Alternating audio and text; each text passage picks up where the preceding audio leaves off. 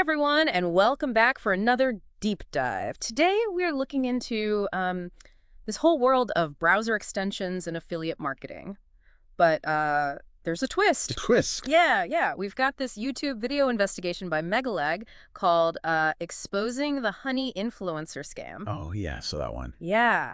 So, you might be familiar with Honey. It's that browser extension that's owned by PayPal that's supposed to find you the best deals online. But what if Honey isn't the sweet deal it's claiming to be? That's a good question, and it's exactly what this investigation is diving into.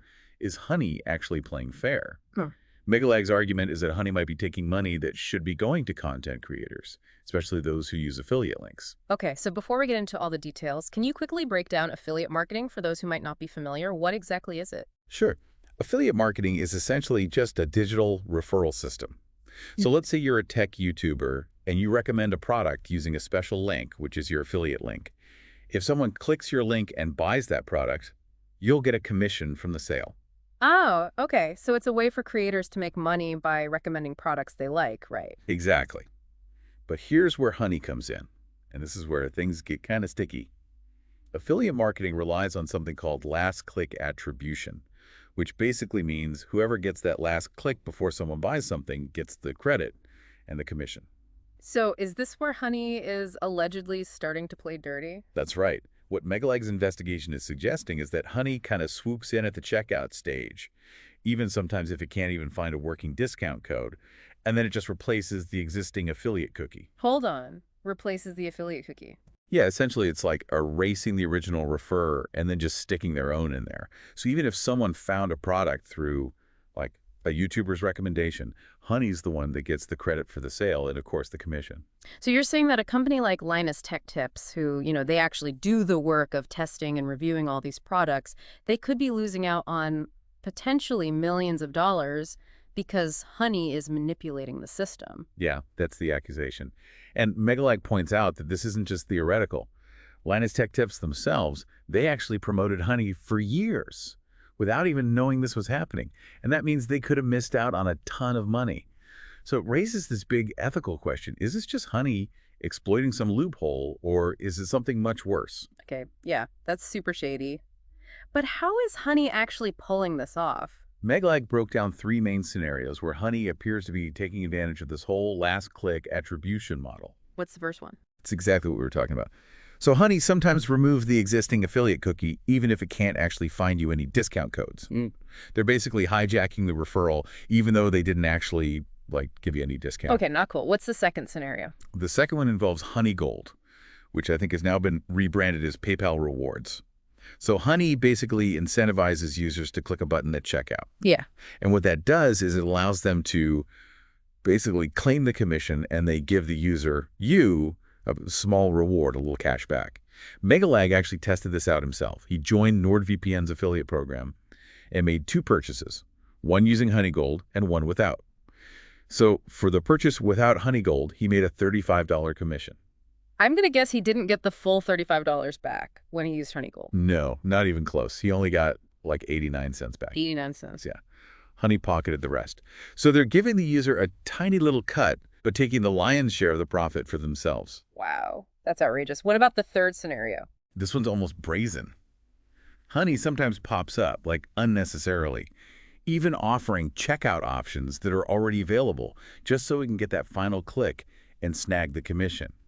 Basically, it's taking every opportunity to get that last click, regardless of whether it's providing any actual value to the user. So even if they're not offering anything new, they're still trying to insert themselves into the whole process. It seems like Honey is more worried about making money than actually saving people money. And that's a really important point. Yeah. Honey's whole thing is they promise to find you the best deals. But what this investigation is showing is that their actions actually contradict that. You're saying Honey might not be as good at finding deals as they claim.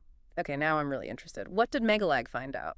Well, first of all, Honey promises consumers the best deals, but at the same time, it's assuring businesses that they can control what discounts are actually shown, to the consumer. Wait, so businesses can actually hide better discounts from shoppers. How does that work? Megalag actually found this podcast episode that Honey produced to attract businesses.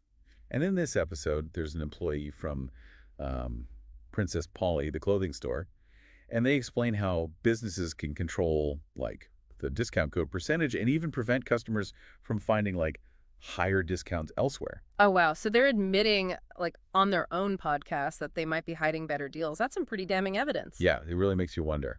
And actually, when the Better Business Bureau started looking into Honey's practices, they quickly backtracked on some of their claims. So it seems like they're willing to say one thing to consumers and another thing to businesses, all while putting their own profits first. So we've got Honey allegedly stealing commissions from influencers and maybe misleading consumers about the deals they're getting. It kind of feels like they're playing both sides. It's a good way to put it. But there's actually more. Megalag found cases where Honey seemed to be working too well, like finding these amazing deals that turned out to not even be real. Wait, what? Fake discounts? Yeah, fake discounts. Ugh. And that's where we'll pick up in part 2. We'll look into the potentially fraudulent side of all this. Oh, man, I can't wait. This is getting really interesting. Welcome back. So last time, things got pretty wild. We were talking about Honey and how they might be manipulating the affiliate system, maybe even costing influencers tons of money and misleading us about the deals they're finding. And yeah, it gets even crazier. When we dig deeper into Megalag's investigation, it starts to look like Honey might be doing stuff that's straight up fraudulent. You mean those too good to be true deals that turned out to be fake? Exactly. Megalag started noticing Honey was finding these super deep discounts, way deeper than anything else out there. Yeah. At first he thought, hey, maybe Honey's got some secret way to find hidden deals. I mean, that's what they promise, right? To find us the best deals. Yeah. But then he started hearing from businesses, and they were getting bombarded with complaints. Customers were trying to use these Honey discounts, and nothing. The discounts just didn't exist. So this wasn't just some theoretical thing. Real people were getting messed up by this. Oh, yeah, for sure. The video even has some stories from business owners dealing with the aftermath of these fake Honey discounts. One owner said it totally swamped their customer service, cost them thousands of dollars. It's kind of wild to think a browser extension could cause that much real-world chaos. But why would Honey do this? Why make up discounts that don't work? Megalag has a theory, and it's not good. He thinks Honey might be doing this on purpose, creating these fake discounts to make themselves look better to consumers and businesses. Okay, I don't get it. How does a fake discount help Honey? Think about it. If Honey's showing these crazy discounts, even if they're fake, it creates hype. People start talking about all the money they're saving, even though they aren't really. So they're creating an illusion, making it seem like they're more valuable than they are. Exactly. It's all about how things look. If people think Honey's the best deal finder, they're more likely to use it, tell their friends, all that. And meanwhile, the businesses are the ones left dealing with the mess. Angry customers, lost money, damaged reputation. Yep, that's the unfortunate truth. It shows how a company can exploit a system that's not transparent. This is crazy. We started talking about browser extensions, and now we're talking about potential fraud and how it affects real people. It's a reminder to be careful about what we trust online. Just because something's convenient doesn't mean it's ethical. So what are we supposed to do? How do we know who to trust online? That's the big question, and it's what we'll talk about next time. We'll get into some practical tips for navigating the online world and becoming smarter shoppers. I'm looking forward to that. This has definitely given me a lot to think about. Okay, so welcome back. We've been digging into this whole Honey thing, and honestly, it's been pretty unsettling. Yeah, it really makes you think twice about all those helpful tools we use online. Exactly. Like, we started talking about browser extensions and deals, and now we're talking about potential fraud and companies exploiting these complex systems that, let's be honest, most of us don't really understand. That's the problem, isn't it?